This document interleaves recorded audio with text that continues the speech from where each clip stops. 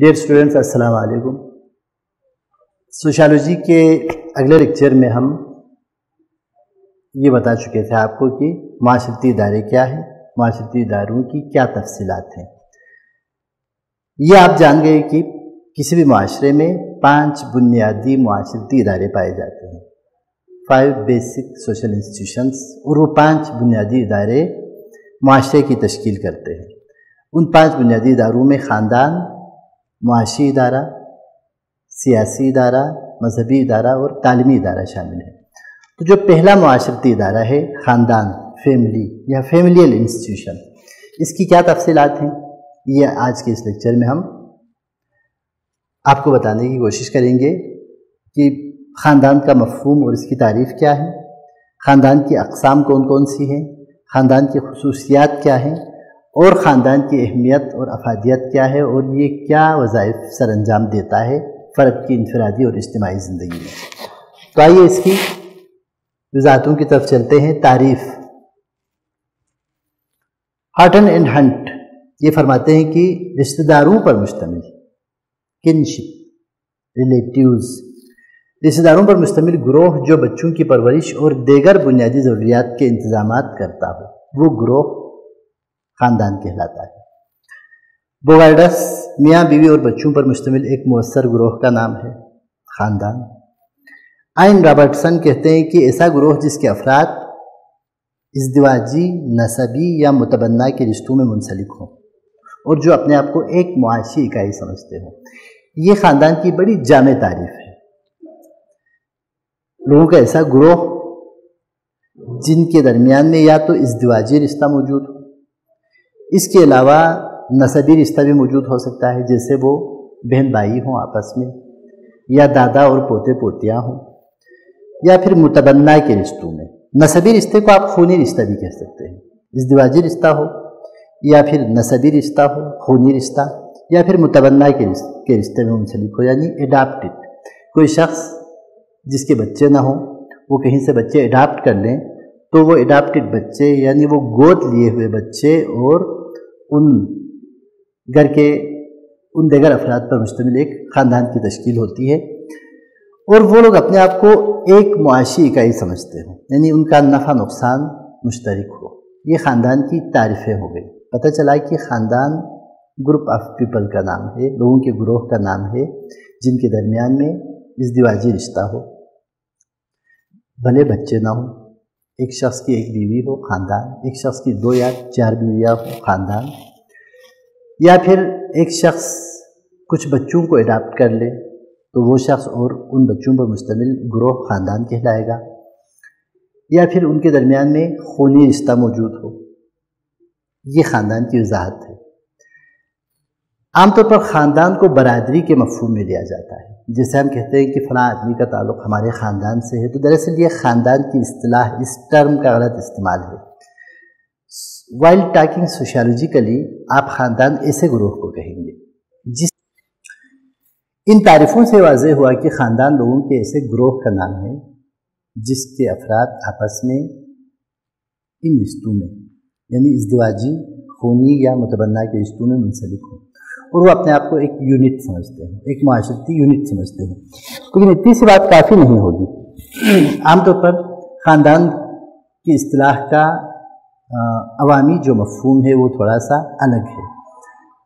جب ہم کہتے ہیں کہ فلاں شخص کا تعلق ہمارے خاندان سے ہے، تو دراصل آپ کو کہنا چاہیے اس کا تعلق ہماری برادری سے ہے۔ دور کے یا قریب کے رشتہ دار وغیرہ برادری کی تشکیل کرتے ہیں۔ خاندان کی تشکیل وہ لوگ کرتے ہیں جن کی مشترکہ رہائش ہو عام طور پر، اور جو قریبی رشتوں میں منسلک ہوں، اور جو اپنے آپ کو ایک یونٹ سمجھتے ہوں، ایک معاشی یونٹ سمجھتے ہوں۔ برادری کا مفہوم الگ ہے، خاندان کا مفہوم الگ ہے۔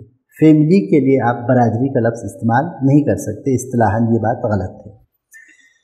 خاندان، فیملی، صنعتی انقلاب کے بعد بہت ساری تبدیلیاں آئیں۔ ان تبدیلیوں میں بہت سارے رجحانات بدل گئے، ٹرینڈز تبدیل ہو گئے۔ ایسے لوگ بھی خاندان کہلانے پر اصرار کرنے لگے جن میں خاندان کی یہ خصوصیات موجود نہیں تھیں، جیسے آج کے انڈسٹریلائز ویسٹرن سوسائٹی میں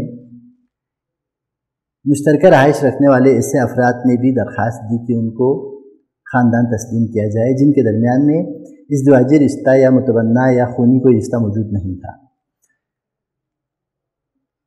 شادی شدہ جوڑا جس کی مستقل مشترکہ رہائش ہو خاندان ہے، لیکن غیر شادی شدہ جوڑے کو خاندان کیسے قرار دیا جائے؟ اب یورپ میں کئی ممالک میں عدالتوں نے اور قانون ساز اداروں نے ایسے افراد کو بھی خاندان قرار دے دیا جو ایسے مرد عورت جو شادی شدہ نہیں تھے، جن کی قانونی طور پر شادی نہیں ہوئی لیکن وہ مشترک رہائش رکھتے ہیں، میاں بیوی کی طرح رہتے ہیں۔ خاندان کے بھرم کا احساس رکھنے والوں نے اس پر شور کیا کہ بھئی اس سے خاندان کی ساکھ متاثر ہوگی، خاندان کا اعتبار کھو جائے گا۔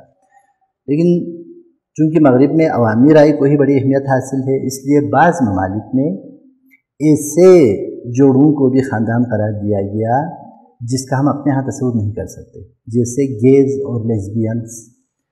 ہم جنس پرست مرد جو مشترک رہائش رکھتے تھے، بعض ممالک میں انہیں بھی خاندان قرار دیا۔ ہم جنس پرست عورتیں جو لیزبینس کہلاتی ہیں، انہیں بھی خاندان قرار دیا۔ اور پھر غیر شادی شدہ ماں اور اس کے بچے، وہ بھی خاندان قرار پائے۔ تو عوامی رجحان اور عوامی ضروریات کو پیش نظر رکھ کر بہت سارے ممالک میں قانون سازی کی جاتی ہے، اور وہاں پر خاندان کی یہ نئی شکلیں سامنے آ گئی، اگرچہ وہاں پر بھی خاندان کے ادارے کے ساکھ کا بھرم کا خیال رکھنے والوں کی طرف سے شور شرابات بھی جاری ہے کہ بھئی ان گروپس کو خاندان قرار نہ دیا جائے بلکہ ان کی کوئی اور حیثیت طے کی جائے۔ جدید زمانے میں خاندان کی یہ مختلف نام نہاد قسم کی شکلیں سامنے آئی ہیں۔ خاندان کی اقسام عام طور پر ہمارے لیے ایک سادہ سا لفظ، سادہ سی اصطلاح خاندان، یہ آپ سمجھ گئے کہ خاندان کی وضاحت کیا ہے۔ پھر خاندان کی کئی شکلیں سامنے آئیں گی، خاندان کی کئی اقسام سامنے آئیں گی۔ ان کو ہم ساخت کے اعتبار سے، رہائش کے اعتبار سے اور رکنیت وغیرہ کے اعتبار سے ہم ان کو تقسیم کریں گے، ویلیوز کے اعتبار سے ہم خاندان کو تقسیم کریں گے۔ تو ساخت اسٹرکچر کے اعتبار سے خاندان کی یہ 3 اقسام ہیں: سادہ خاندان، مشترکہ خاندان اور مرکب خاندان۔ سادہ خاندان یا نیوکلیئر فیملی اس خاندان کو کہا جاتا ہے جو ماں باپ اور ان کے غیر شادی شدہ بچوں پر مشتمل ہو۔ اس کی ایک تعریف یہ بھی بیان کی گئی کتابوں میں کہ ماں باپ اور ان کے زیر کفالت ڈپینڈنٹ بچوں پر مشتمل گروہ خاندان کہلاتا ہے۔ لیکن ڈپینڈنٹ بچے شادی شدہ بھی ہو سکتے ہیں۔ جو ہی شادی شدہ کوئی فرد اس خاندان میں ماں باپ کے علاوہ شادی شدہ ایک کپل شامل ہو جائے تو پھر وہ سادہ خاندان نہیں رہے گا۔ لہٰذا یہ مناسب ہے اس سادہ خاندان کی تعریف یوں کی جائے کہ ماں باپ اور ان کے غیر شادی شدہ بچوں پر مشتمل خاندان سادہ خاندان کہلاتا ہے، لیکن بچوں کی شرط نہیں ہے۔ ایسا خاندان بھی ہو سکتا ہے جو صرف میاں بیوی پر مشتمل ہو، وہ بھی سادہ خاندان ہے۔ اس کے بعد مشترکہ خاندان۔ مشترکہ خاندان ہمارے ہاں زیادہ رواج رکھتا ہے۔ ایسا خاندان جو میاں بیوی اور بچوں کے علاوہ دیگر قریبی رشتہ داروں پر مشتمل ہو، جیسے میاں بیوی ہو اور ان کے بچے ہوں، ان بچوں کے دادا دادی بھی ساتھ رہتے ہوں، ان بچوں کے چچا تایا وغیرہ بھی ساتھ ہوں اور ان کی بھی شادی ہو چکی ہو۔ یوں میاں بیوی اور ان کے غیر شادی شدہ بچوں کے علاوہ دیگر قریبی رشتہ دار بھی پائے گئے تو مشترکہ خاندان ایسے خاندان کو کہا جاتا ہے جو میاں بیوی اور ان کے بچوں کے علاوہ دیگر قریبی رشتہ داروں پر مشتمل ہو۔ سادہ خاندان جدید زمانے کی پیداوار ہے۔ شہری اور جدید معاشروں میں سادہ خاندان کا بڑا رواج ہے اور مشترکہ خاندان کا رواج دیہی علاقوں کی خصوصیت ہے۔ مرکب خاندان، جسے بلینڈڈ فیملی کہا جاتا ہے، ایسا خاندان جس میں سوتیلے رشتے بھی پائے جائیں، بلینڈڈ یا مرکب خاندان کہلاتا ہے۔ جیسے ایک شخص کی پہلی بیوی سے بچے ہوں اور پھر وہ دوسری شادی کرے اور اس دوسری بیوی سے اس کے بچے ہوں یا نہ ہوں، چونکہ اس خاندان میں سوتیلے رشتے پائے گئے، یعنی سوتیلے بچے اور سوتیلی ماں، تو اس خاندان کو آپ بلینڈڈ فیملی یا مرکب خاندان کہیں گے۔ اس کے علاوہ اس کی اور ایک انتہائی شکل بھی ہو سکتی ہے، جیسے ایک شخص کی پہلی بیوی سے بچے ہوں اور پھر وہ کسی ایسی عورت سے شادی کر لے جس کے پہلی شادی سے بچے ہوں، اور پھر اس دوسری شادی سے اس عورت کے مزید بچے ہوں۔ تو اس سلسلے میں اسی صورتحال کو بلینڈڈ فیملی کو ایک شخص نے ایک لطیفے میں یوں بیان کیا ہے کہ ایک شخص کی فیملی ایسی ہی تھی، بلینڈڈ فیملی تھی۔ اس شخص کی اپنی پہلی بیوی سے بچے تھے، اس نے دوسری شادی کر لی ایک طلاق یافتہ عورت سے، اس عورت کی پہلی شادی سے بچے تھے اور ان دونوں کے بھی بچے ہوئے بعد ازاں۔ تو ایک دن اس عورت نے اپنے شوہر کو فون کیا دفتر میں کہ جلدی آ جائیے، ہمارے بچے آپ کے بچوں سے مل کر میرے بچوں کو مار رہے ہیں۔ یہ اس کی بڑی خوبصورت وضاحت ہے کہ بلینڈڈ فیملی کی شکل یوں ہوتی ہے۔ اسی فیملی، ایسا خاندان جس میں سوتیلے رشتے پائے جاتے ہوں، بلینڈڈ فیملی یا مرکب خاندان ہے۔ خاندان کی اقسام بلحاظ اقدار، ویلیوز کے اعتبار سے خاندان کی چند اقسام ہیں، جن میں پدر سری پیٹریارکل فیملی، مادر سری خاندان میٹریارکل فیملی اور جمہوری خاندان یعنی ڈیموکریٹک فیملی شامل ہے۔ پدر فارسی میں باپ کو کہا جاتا ہے، یہاں پر باپ مراد نہیں ہے بلکہ پدر سے مراد مرد ہے۔ ایسا خاندان جس کا مرد سربراہ ہو اور بچوں کے حسب و نسب یعنی لائنیج کا تعین باپ کی طرف سے ہوتا ہے، پدر سری خاندان ہے۔ ہمارے ہاں دیگر براعظموں میں بھی عام طور پر اسی خاندان کا رواج ہے، چونکہ ہمارے ہاں سلسلہ نسب کا تعین ماں کی طرف سے نہیں ہوتا بلکہ باپ کی طرف سے ہوتا ہے۔ بچوں کی ولدیت کے خانے میں باپ کا نام لکھا جاتا ہے، نسل کا تعین باپ کی طرف سے ہوتا ہے، لہٰذا ایسے خاندان کو پدر سری کہا جاتا ہے۔ نہ صرف باپ کی طرف سے نسب کا یا نسل کا تعین ہوتا ہے بلکہ مرد خاندان میں سربراہ ہوتا ہے۔ تو پدر باپ کو کہا جاتا ہے، پدر سری خاندان ایسا خاندان جس میں مرد کی حاکمیت ہو۔ وہ مرد دادا بھی ہو سکتا ہے، نانا ہو سکتا ہے، شوہر ہو سکتا ہے، باپ ہو سکتا ہے، بیٹا ہو سکتا ہے، بھائی ہو سکتا ہے، کسی بھی رشتے میں۔ دنیا میں خاندان کی سب سے مقبول اور رائج شکل یہی ہے۔ مادر سری خاندان ایسا خاندان جس میں عورت سربراہ ہو، نہ صرف سربراہ ہو بلکہ عورت کی طرف سے حسب و نسب یا نسل کا تعین ہوتا ہے۔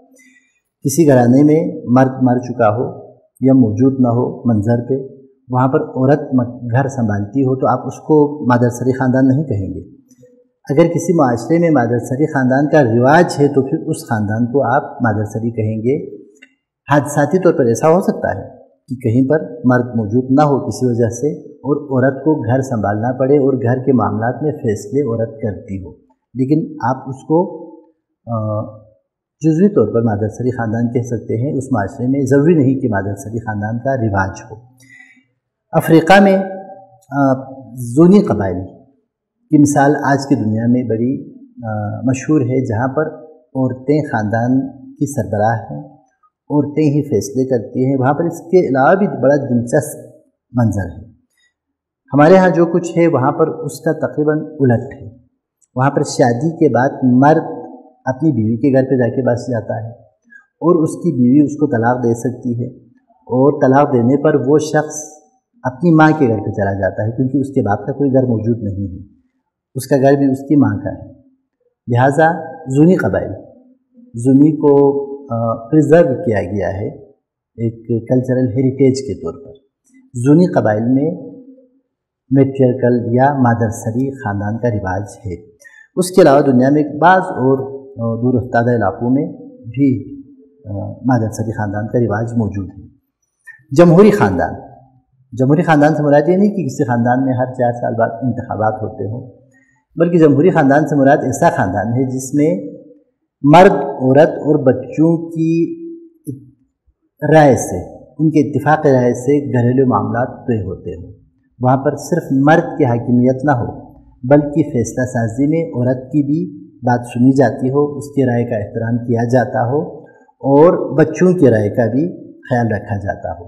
یہ آج کے تعلیم یافتہ اور جدید صنعتی معاشرے کی پیداوار ہے، اور ہمارے ہاں بھی जहाँ जहाँ औरतों की राय का ख्याल रखा जाता है घरेलू फैसलों में और बच्चों की राय को भी पेश नज़र रखा जाता है, तो आप समझ लें कि वो ख़ानदान जमहूरी ख़ानदान है। जबकि इसके बरक्स हमारे खालिस देहाती माहौल में आम तौर पर ख़ानदान पदरसरी होंगे, वहाँ पर मर्द की बात आखिरी बात होती है, वहाँ पर मर्द का फैसला अटल होता है। मुरक्कब ख़ानदान, ब्लेंडेड फैमिली।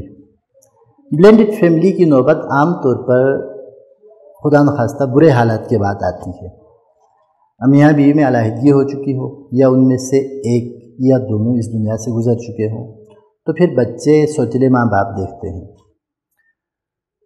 सौतीलापन बज़ात खुद बहुत सारा कसीलापन और कड़वाहट रखती है, और बच्चे, न सिर्फ बच्चे बल्कि बड़े भी नए तजुर्बात से गुजरते हैं, और बदकिस्मती से वो नए तजुर्बात आमतौर पर नाखुशगवार होते हैं। ब्लेंडेड फैमिली में सौतीले रिश्ते पाए जाते हैं, और वो सौतीले रिश्ते मल्टीफोल्ड हो सकते हैं। इसकी खुसूसियात ये है कि इसमें नए अफराद से वास्ता पड़ने के बाद न सिर्फ बच्चे बल्कि बड़े भी आमतौर पर बहुत खुशगवार या फिर बाज़ औक़ात बहुत ही नाखुशगवार तजुर्बात से गुजरते हैं, और ये इस बात पर इंहिसार करता है कि उस मुरक्कब ख़ानदान के अफराद कितना तहम्मुल, कितना इंसानी जज्बा और अच्छा रवैया रखते हैं। मुरक्कब ख़ानदान की ये खुसूसियात। उसके बाद पदरसरी ख़ानदान, ज़िमनी तौर पर हम इन पर गुफ्तगू कर चुके हैं। ऐसा ख़ानदान जिसमें मर्द सरबराह हो। दुनिया में तकरीबन 99% ख़ानदान पदरसरी ख़ानदान पर मुश्तमिल हैं, और इसकी खुसूसियात ये है कि हसब नसब का तयन मर्द की तरफ से होता है।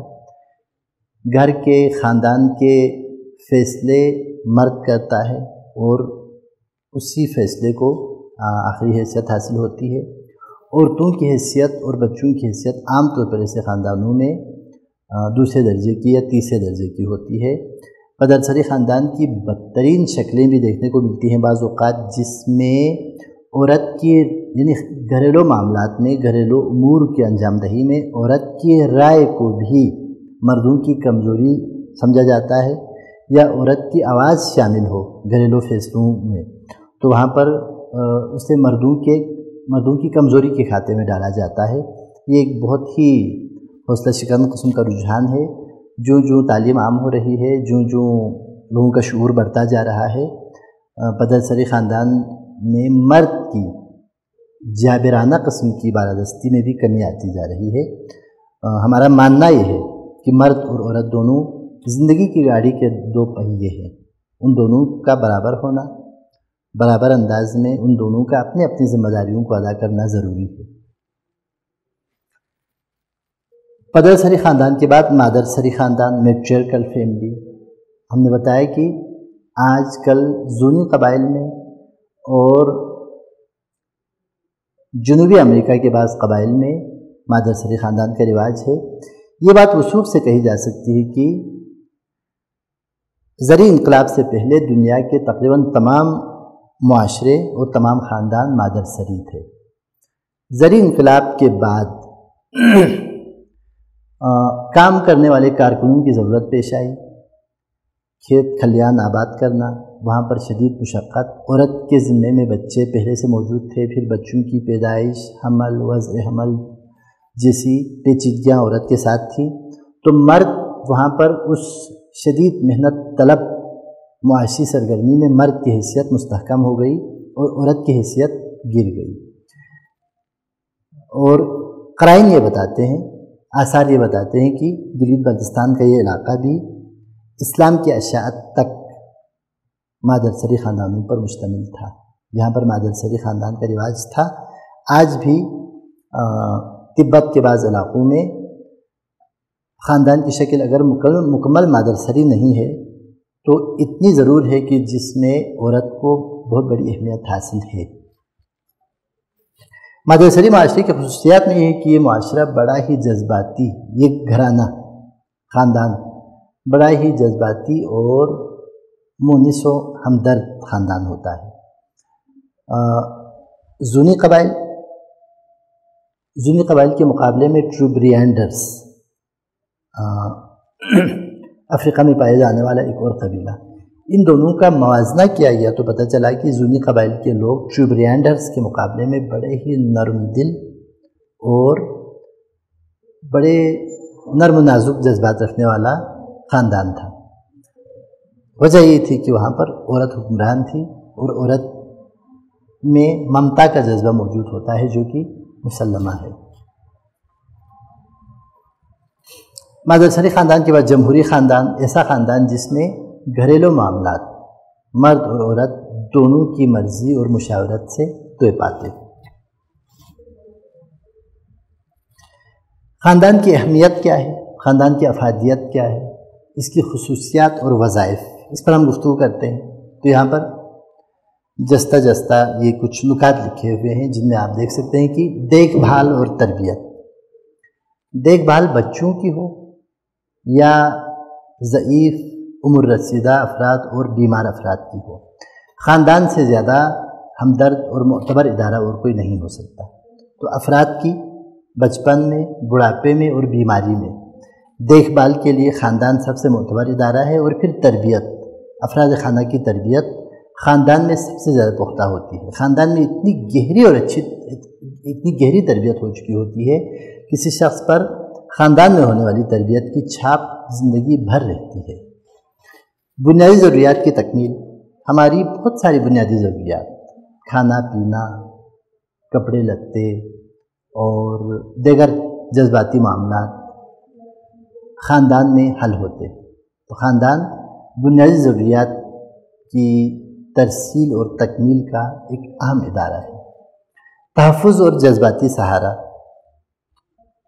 ہم اپنے گھر میں اپنے آپ کو محفوظ محسوس کرتے ہیں، خاندان میں ہر فرد اپنے آپ کو محفوظ محسوس کرتا ہے کہ وہاں پر ہمدردی، شفقت، محبت اور پیار کے جذبات پائے جاتے ہیں، وہاں پر تحفظ کا احساس ہوتا ہے۔ اور سہارا، چھوٹوں کے لیے بڑوں کا سہارا اور بڑوں کے لیے چھوٹوں کا سہارا، میاں کے لیے بیوی کا سہارا، بیوی کے لیے میاں کا سہارا، بہنوں کے لیے بھائیوں کا سہارا اور بھائیوں کے لیے بہنوں کا سہارا، یہ سارے سہارے خاندان میں پائے جاتے ہیں، اور خاندان انہی سہاروں کے ساتھ اپنے افراد کو پروان چڑھاتا ہے۔ معاشرتی ضبط، سوشل کنٹرول، معاشرے کے افراد کے طرز عمل کا مخصوص قواعد و ضوابط کے اندر، حدود کے اندر ہونا ضروری ہے۔ خاندان یقینی بناتا ہے الف اللہ بے بسم اللہ سکھانے سے لے کر حلال اور حرام کی تربیت تک، قانون کی تربیت تک، اچھے اور برے کی تمیز سکھانے تک، تربیت کا یہ سارا صحرا خاندان کے سر پہ ہے۔ تقسیم کار، خاندان میں دو یا دو سے زیادہ افراد جب موجود ہوں تو ان کے درمیان میں کام کی تقسیم ہوتی ہے۔ بیوی کی ذمہ داریاں، شوہر کی ذمہ داریاں، بچوں کی ذمہ داریاں، باپ، بھائی، بیوی، بیٹی، بہن وغیرہ کی اپنی اپنی ذمہ داریاں ہوتی ہیں، اور اس تقسیم کار میں گھریلو امور، خاندانی امور بطریق احسن انجام پاتے ہیں۔ ثقافت کی ترسیل، ٹرانسمیشن آف کلچر، ہم بہت ساری خصوصیات، بہت ساری عادتوں، بہت سارے اجتماعی جذبات، احساسات، عقائد اور رسوم و رواج کے حامل ہیں۔ ہمیں یہ چیزیں اپنے خاندان سے ملی ہیں، ہم نے ان کو اپنے خاندان سے سیکھا ہے، ہم نے ان کی تربیت حاصل کی ہے۔ تو ثقافت نسل در نسل منتقل ہونے والی چیز ہے عام طور پر، اور خاندان ثقافت کی اس نسل در نسل منتقلی کا ضامن ہے۔ نسل انسانی کی بقا، شادی کے ساتھ، عام طور پر شادی کے ساتھ نئے خاندان کی بنیاد پڑتی ہے، اور بچوں کی پیدائش سے لے کر ان کی نشو و نما اور پرداخت تک کی ذمہ داری چونکہ خاندان ہے، اس لیے خاندان میں بچے زیادہ محفوظ طریقے سے پروان چڑھتے ہیں۔ تو یوں سمجھ لیں کہ خاندان نسل انسانی کی بقا کا ضامن ہے۔ مستقل اور عالمگیر، ایسا نہیں کہ کہیں خاندان پائے جاتے ہیں اور کچھ معاشروں میں خاندان نہ پائے جاتے ہیں۔ خاندان کا ادارہ مستقل ہے، اور عالمگیر ہے، پوری دنیا میں پایا جاتا ہے۔ ہمیشہ سے جب سے اس زمین پر انسانی معاشرے کی تشکیل ہوئی ہے، خاندان موجود ہے اور خاندان رہے گا اور پوری دنیا میں رہے گا۔ بعض انقلابات کے مواقع پر انقلابیوں نے جوش میں خاندان کا ادارہ ختم کر دینے کی بھی کوشش کی۔ روس میں کمیونسٹ انقلاب کے بعد ولادیمیر لینن کے پرجوش انقلابیوں نے یہ تجویز دی تھی کہ کیوں نہ خاندان کا ادارہ ختم کر دیا جائے، بچے ریاست کی ملکیت ہوں، کنڈر گارٹنس میں ان کی مخصوص خطوط پر تربیت کی جائے اور روبوٹ تیار کیے جائیں۔ ولادیمیر لینن بڑے زبردست انقلابی تھے، لیکن انہوں نے اس تجویز کی سخت مخالفت کی اور یکسر اس تجویز کو مسترد کر دیا اور کہا کہ خاندان کے ادارے کا کوئی متبادل نہیں ہو سکتا۔ تو یہ کچھ تفصیلات تھیں خاندان کے بارے میں اور خاندان کی اہمیت اور افادیت کے بارے میں۔ مجھے امید ہے کہ خاندان کے بارے میں آپ کا کنسپٹ کلیئر ہو گیا ہوگا۔ اور اس کے بعد خاندان کے ہی ایک ذیلی ادارے یعنی شادی پر ہم بات کریں گے اگلے لیکچر میں۔ شادی کی تمام تر تفصیلات پر ہم گفتگو کریں گے۔ ہم آپ کو صرف یہ مشورہ نہیں دیں گے کہ آپ کس سے شادی کریں، باقی تمام تفصیلات اگلے لیکچر میں